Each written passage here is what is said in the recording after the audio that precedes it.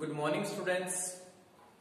BEd second year की online class में आप सभी का स्वागत है। आज हम पर्यावरण के बारे में जानेंगे और पिछले वीडियो में हमने पर्यावरण के अन्य टाइप्स के बारे में जाना था। आज हम पर्यावरण के क्रियाशीलता के आधार पर कितने टाइप होते हैं उनके बारे में जानेंगे। इससे पहले हम दार्शनिक आधार, मानवीय आधार, इनके बारे में भी जान चुके हैं। तो आज हम पर्यावरण के क्रियाशीलता के आधार पर कितने टाइप होते हैं उनके बारे में हम चर्चा करेंगे। तो देखते हैं सबसे पहले कि क्रियाशीलता के आधार पर पारिस्थितिकी जो तंत्र है वो कितने टाइप का होता है, कि जीवधारियों के जो क्रियाकलाप होते हैं उनके आधार पर हम इसको किस प्रकार से बांट सकते हैं। तो सबसे पहला देखते हैं हम अपूर्ण पारिस्थितिकी तंत्र। सबसे पहले देखते हैं अपूर्ण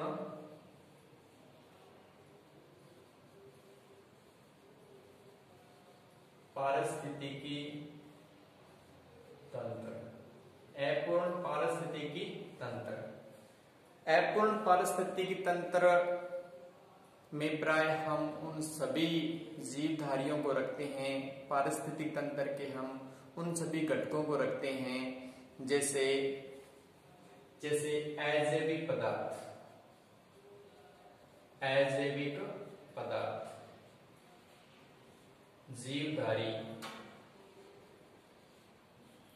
उपभोक्ता जीवधारी और अपघटक जीवधारी।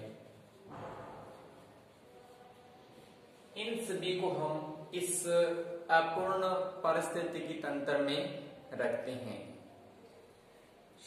विघटन जीवधारी, विघटन जीवधारी, अजैविक पदार्थ जीवधारी, उपभोक्ता जीवधारी और विघटन जीवधारी, इन सभी को हम इसमें रखते हैं। अपूर्ण पारिस्थितिकी तंत्र में क्या होता है कि कभी कभी इनमें से जो कोई घटक है वो या तो अपना स्थान छोड़ देता है या उसके जो तत्व है उसमें कमी आ जाती है। इस कारण इसको अपूर्ण पारिस्थितिकी तंत्र कहते हैं।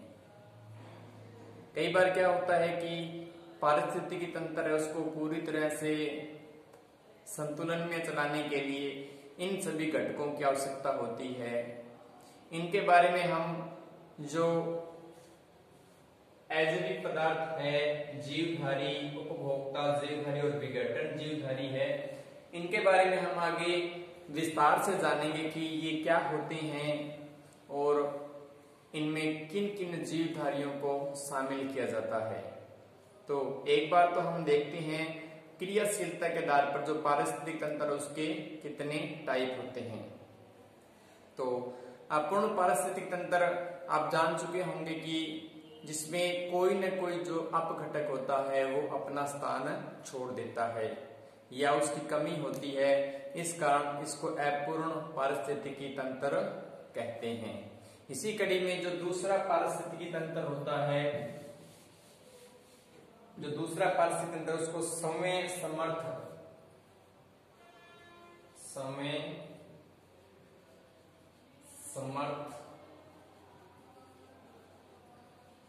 पारिस्थितिकी तंत्र, समय समर्थ पारिस्थितिकी तंत्र। इस पारिस्थितिकी तंत्र में क्या होता है कि कोई जो घटक है वो अपना स्थान अगर छोड़ता है तो उसके अंदर अन्य जो उसके अपघटक है, जैसे उपशाखा होती है, उसी प्रकार उसके जो अपघटक होते हैं वो इनकी जो कमी पूर्ति है उसको पूरा कर लेता है।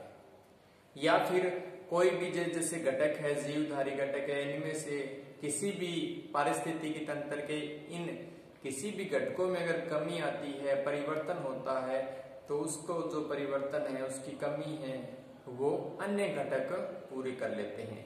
इसलिए ये समय समर्थित यानी समय अपने हिसाब से जो सिस्टम है उसको सही कर लेता है, अन्य दूसरों घटकों से इसको हेल्प लेने की आवश्यकता नहीं होती है।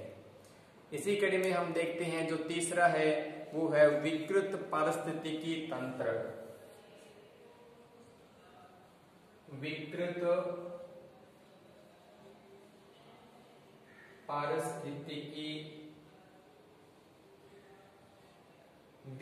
पारिस्थितिकी तंत्र। इस पारिस्थितिकी तंत्र में क्या होता है कि जो उत्पादक है और जो उपभोक्ता है, उत्पादक और उपभोक्ता, उत्पादक और उपभोक्ता,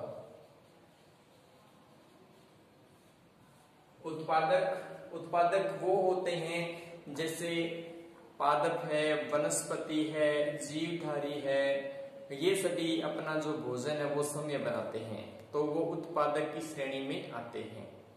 और उपभोक्ता वो होते हैं जो उनके द्वारा बनाए गए भोजन को जो उनके द्वारा जो भोजन बनाया जाता है उत्पादक के द्वारा उनका भक्षण करते हैं, उनको खाते हैं।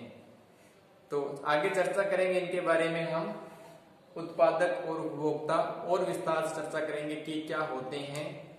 तो विकृत पारिस्थितिकी जो तंत्र है उसमें जो उपभोक्ता है और जो उत्पादक है उन दोनों के अनुपात में कई बार कमी हो जाती है और कई बार वृद्धि हो जाती है, और इस कारण से दोनों में जो संतुलन है वो नहीं रह पाता। इस कारण ये जो पारिस्थितिकी तंत्र है वो विकृत हो जाता है, और इस प्रकार विकृत पारिस्थितिकी तंत्र में अनेक विकृतियां आ जाती है, अनेक कमियां आ जाती है, और अन्य घटक इसको पूरा नहीं कर पाते। इस कारण इसको विकृत पारिस्थितिकी तंत्र की संज्ञा दी जाती है। अब हम देखते हैं इसी कड़ी में आगे अनियंत्रित पारिस्थितिकी तंत्र। जो चौथा इसका टाइप है वो है अनियंत्रित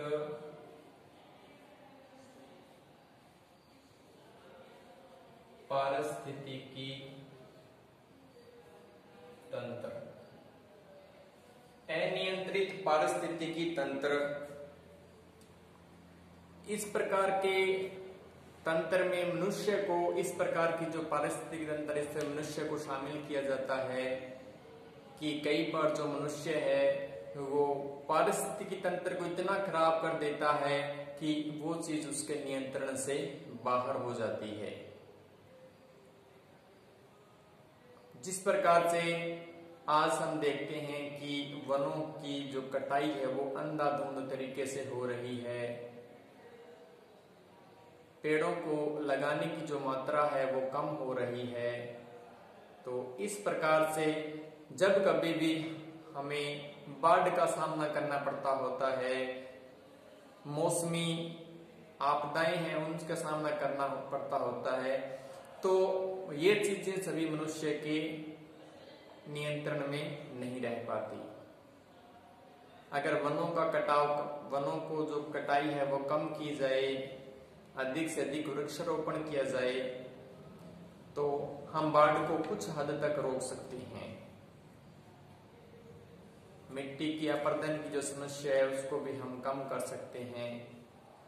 तो ये जो पारिस्थितिकी तंत्र है, अनियंत्रित पारिस्थितिकी तंत्र, इसमें हम इनको शामिल कर पाते हैं, क्योंकि ये चीजें मनुष्य के नियंत्रण में नहीं रहती, और अगर मनुष्य के नियंत्रण में नहीं रहती तो ये प्रकृति के नियंत्रण में चली जाती है, और फिर प्रकृति अपनी अनेक प्रकार की आपदाओं से उसको शुरू करती है। तो अनियंत्रित पारिस्थितिकी तंत्र में बस इतना ही है कि ये मनुष्य के नियंत्रण से बाहर हो जाती है, और इस प्रकार की जो पारिस्थितिकी तंत्र है उसका अंत में समाप्त होना ही निश्चित होता है। इस प्रकार की जो पारिस्थिति है वो अंत में समाप्त हो जाती है। तो अभी तक हमने जाना कि क्रियाशीलता के आधार पर पारिस्थितिकी तंत्र 4 टाइप के होता है। एक तो होता है अपूर्ण पारिस्थितिकी तंत्र, एक समय समर्थ पारिस्थितिकी तंत्र, एक विकृत पारिस्थितिकी तंत्र और एक अनियंत्रित पारिस्थितिकी तंत्र। तो इन चारों के बारे में हमने जाना कि अपूर्ण, समय समर्थ, अनियंत्रित और विकृत, ये जो चारों पारिस्थितिकी तंत्र ये क्रियाशीलता के आधार पे है कि किस प्रकार से इनको, किस प्रकार की जो क्रिया है जिनके माध्यम से ये कभी इकट्ठे हो जाते हैं, कभी अलग अलग हो जाते हैं, कभी समय नियंत्रित होते हैं। तो इस प्रकार हमने क्रियाशीलता के आधार पर जो पारिस्थितिकी तंत्र है उनके बारे में जाना। अब हम जानते हैं पारिस्थितिकी तंत्र के जो घटक है, कंपोनेंट ऑफ इकोसिस्टम, पारिस्थितिकी तंत्र के घटक के बारे में हम जानते हैं और देखते हैं इनके बारे में इनकी क्या विशेषताएं है। अब हम पारिस्थितिकी तंत्र के घटकों के बारे में जानते हैं, इसके जो कंपोनेंट है वो कौन कौन से हैं। तो सबसे पहला हम देखते हैं अजैविक घटक या वस्तुएं, अजैविक पदार्थ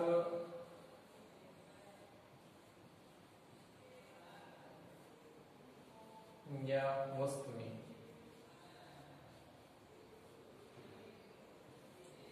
अजैविक पदार्थ या वस्तुएं, अजैविक पदार्थ या वस्तुओं पारिस्थितिकी तंत्र का ये पहला घटक है जिसमें अजैविक पदार्थ या उन वस्तुओं को रखा जाता है जो निर्जीव चीजें हैं, जैसे पानी है, ऑक्सीजन है, कार्बन डाइऑक्साइड है, हाइड्रोजन है, अम्ल है, क्षार, लवण, इसके अलावा खनिज तत्व है, यौगिक है। इन सभी चीजों को हम अजैविक पदार्थ या अजैविक वस्तुओं में रखते हैं, क्योंकि ये भी एक प्रकृति का हिस्सा है। ये भी पर्यावरण को संतुलित करने में, पारिस्थितिकी को बनाए रखने में अपनी महत्वपूर्ण भूमिका निभाते हैं और इन्हीं के कारण जो हमारा पारिस्थितिकी तंत्र है वो संतुलित रहता है। जैसे अगर ऑक्सीजन की कमी हो तब भी मनुष्य जाति के सामने या जो जीवधारी है उनके सामने समस्या पैदा हो जाएगी। अगर कार्बन डाइऑक्साइड की अधिकता हो तो उसमें भी समस्या हो जाती है। पानी प्रदूषित हो, खनिज लवणों की कमी हो, अम्ल क्षार न हो, तो इनके कारण जो पारिस्थितिकी तंत्र है वो बिगड़ जाता है। तो इन सभी घटकों में इन सभी चीजों की बहुत ही महती आवश्यकता है जिनके कारण जो पारिस्थितिकी तंत्र है वो संतुलित रहता है। तो पहले घटक में हमने देखा कि अजैविक वस्तुएं या पदार्थ जिनके बारे में हमने देखा। अब हम देखते हैं इसका जो दूसरा घटक है वो कौन सा है। तो दूसरा घटक है वो है उत्पाद जीवधारी। दूसरा है उत्पादक जीवधारी। उत्पादक जीवधारी, उत्पादक जीवधारी, इससे पहले हमने जब क्रियाशीलता के आधार पर जो पारिस्थितिकी तंत्र था इसमें अपूर्ण पारिस्थितिकी तंत्र था, उसमें हमने इन टॉपिक्स को हाईलाइट किया था कि उत्पाद जीवधारी क्या होता है, अजैविक जीवधारी क्या होता है, पदार्थ क्या होता है, उपभोक्ता जीवधारी क्या होता है और विघटित जीवधारी क्या होता है। तो अब इनके बारे में हम जान रहे हैं इन टॉपिकों में कि अजैविक पदार्थ या वस्तुएं जैसे पानी हम चर्चा कर चुके हैं। अब हम देखते हैं उत्पादक जीवधारी कौन कौन से होते हैं। तो जो उत्पादक जीवधारी है उसमें हम पादप, वनस्पति, वृक्ष, इसके अलावा जो शैवाल है या जो जीवाणु है उनको हम इस उत्पादक पारिस्थितिकी तंत्र में रखते हैं। इस सेक्शन में इनको रखने का कारण ये है कि ये इस प्रकार के जो उत्पादक होते हैं वो अपना भोजन स्वयं बनाते हैं। उन्हें अपने भोजन के लिए किसी पर निर्भर नहीं होना पड़ता। जैसे पादप है वो सूर्य के प्रकाश संश्लेषित कर अपना जो भोजन है वो बनाते हैं।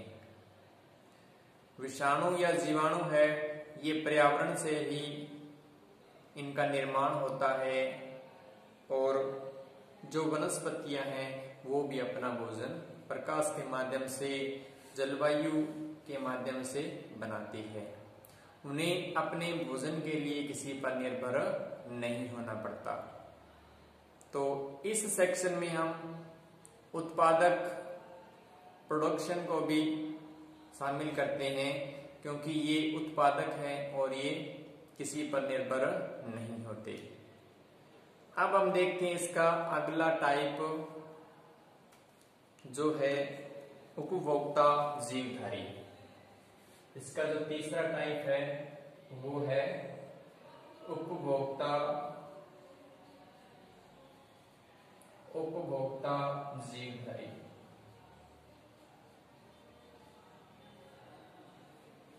उपभोक्ता जीवधारी, उपभोक्ता यानी उपभोग करने वाले, जो इन उत्पादक जो चीजें हैं उनका उपभोग करते हैं, वो उनको इस सेक्शन में हम रखते हैं। जैसे खरगोश है, गाय है, बकरी है, भेड़ है। इसके अलावा ये सभी चीजें अपना जो भोजन है वो इन जीवधारियों से प्राप्त करते हैं, इन उत्पादकों से प्राप्त करते। जैसे कोई पादप है उसको गाय खाती है तो वो जो है वो उपभोक्ता जीवधारी के सेक्शन में आती है। इसमें जो उपभोक्ता जीवधारी है वो उत्पादकता से अपना भोजन ग्रहण करते हैं। जैसे बकरी है वो पादपों को खाती है, तो वो जो खाती है वो कोई और यानी स्वयं अपना भोजन नहीं बना पाती, वो किसी अन्य चीज पर आश्रित होती है। इसलिए इनको उपभोक्ता यानी उपभोग करने वालों के सेक्शन में रखा गया है। उपभोक्ता जीवधारी में हम 3 टाइप के उपभोक्ता जीवधारियों को रखते हैं। इसमें जो पहला है वो है प्राथमिक उपभोक्ता। इसमें जो पहला है वो है प्राथमिक उपभोक्ता। प्राथमिक उपभोक्ता, प्राथमिक उपभोक्ता।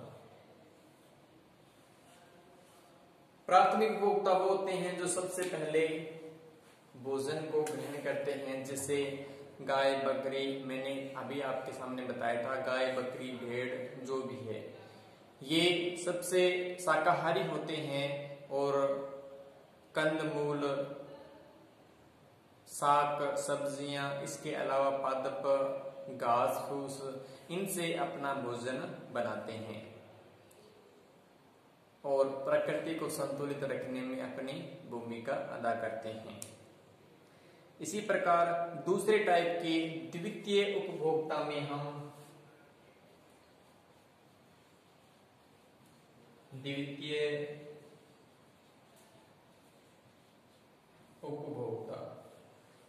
उपभोक्ता में हम उन जीवों को शामिल करते हैं जो शाकाहारी और मांसाहारी दोनों टाइप के होते हैं, जो शाकाहारी भोजन भी खा लेते हैं और मांसाहारी भी खाते हैं। इनमें हम मनुष्य को भी शामिल करते हैं जो पूर्ण रूप से शाकाहारी होते हुए उन शाकाहारी जीवधारियों का सेवन करता है। तो द्वितीय उपभोक्ता में हम उन मांसाहारी और शाकाहारी दोनों को रखते हैं, और जो प्राथमिक उपभोक्ता है उसमें हम केवल शाकाहारी जीवधारी को रखते हैं जो शाकाहारी वस्तुओं से अपना जीवन यापन करते हैं। अब हम देखते हैं तीसरा, तृतीय उपभोक्ता। तृतीय उपभोक्ता, तृतीय उपभोक्ता में हम उन जीवधारियों को शामिल करते हैं जो पूरी तरह से मांसाहारी होते हैं, जिनका जो जीवन है वो अपने से जो छोटे जीव है उनको खाने से, उनका मांस खाने से ही जीवित होता है। तो इसमें हम उन केवल और केवल मांसाहारी जानवरों को रखते हैं। इस प्रकार हमने देखा कि प्राथमिक उपभोक्ता, द्वितीय उपभोक्ता और जो तृतीय उपभोक्ता है वो उपभोक्ता की श्रेणी में, उपभोक्ता जीवधारी की श्रेणी में आते हैं। इसका सबसे अच्छा उदाहरण है तृतीय उपभोक्ता का कि जो बाज होता है, कि जो बाज होता है वह नेवला को खा जाता है, और जो नेवला होता है वो चूहे को खाता है। इस प्रकार की खाद्य श्रृंखला बनती है जिसमें जो नेवला है वो चूहे को खा जाता है और जो बाज है वो नेवले को खा जाता है। यानी ये तो शाकाहारी है, ये मांसाहारी और ये भी मांसाहारी, इस प्रकार की एक श्रृंखला चलती है।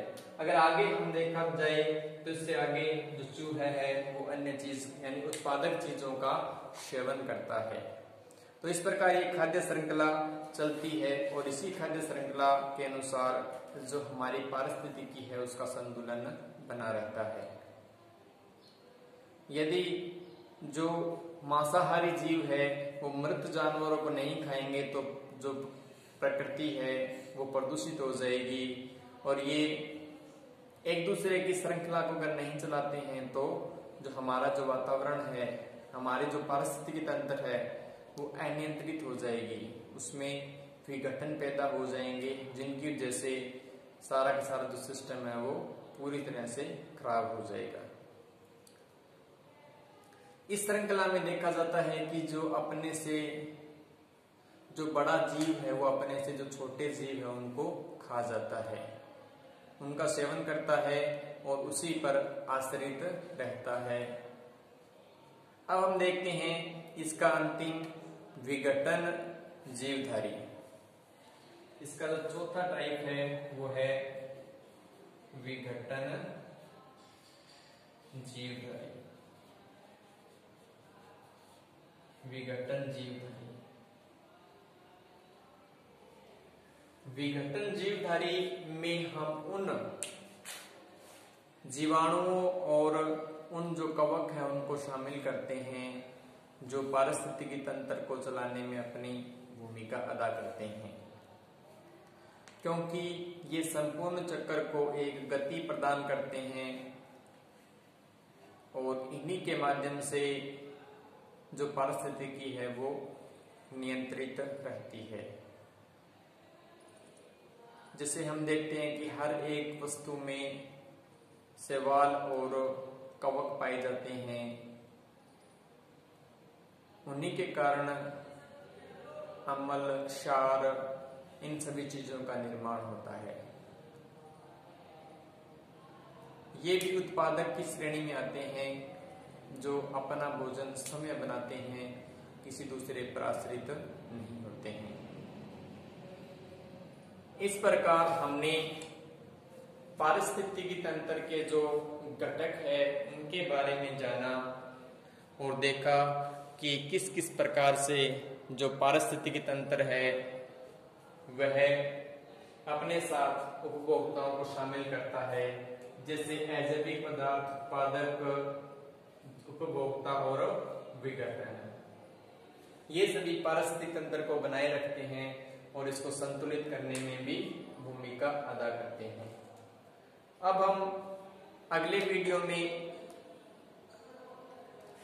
परितंत्र के बारे में जानेंगे कि अलग अलग परितंत्र कौन कौन से होते हैं, जैसे जल परितंत्र, स्थलीय परितंत्र, इनके बारे में हम नेक्स्ट वीडियो में चर्चा करेंगे और जानेंगे कि ये कितने प्रकार के होते हैं और इसमें कौन कौन से जीवों को शामिल किया जाता है और किस प्रकार से जो जीवधारी है वो पारिस्थितिक तंत्र को बनाए रखते हैं, वातावरण को संगठित करने में अपना रोल अदा करते हैं।